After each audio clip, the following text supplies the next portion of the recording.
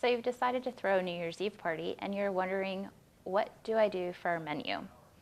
Hi, I'm Jessica Meisinger with Simply Divine Events, and I'm going to talk about how to plan a menu for a New Year's Eve party.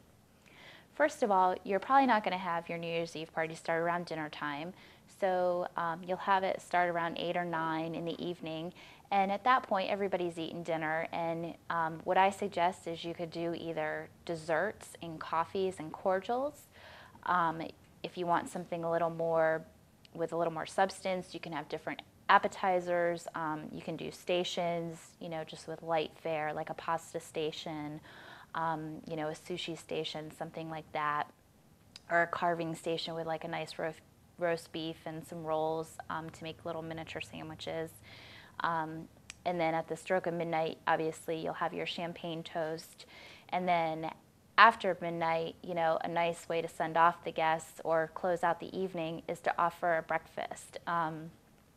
Just make your traditional eggs, bacon, grits, biscuits, sausage, whatever you want, and offer that to the guests before they leave. Or, you could do desserts at that time as well, something sweet, obviously with a little substance to kind of soak up the alcohol that the guests have been drinking throughout the evening. As far as your bar goes, you want to make sure you have lots of champagne on hand. That's an obvious.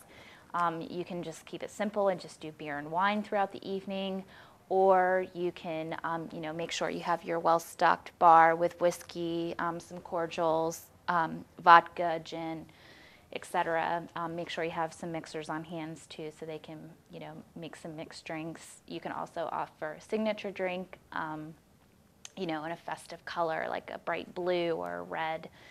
So, those are just some ideas on how to, develop a menu for your New Year's Eve party. And then that's about it. So I'm Jessica Meisinger with Simply Divine Events, and have a happy New Year's Eve party.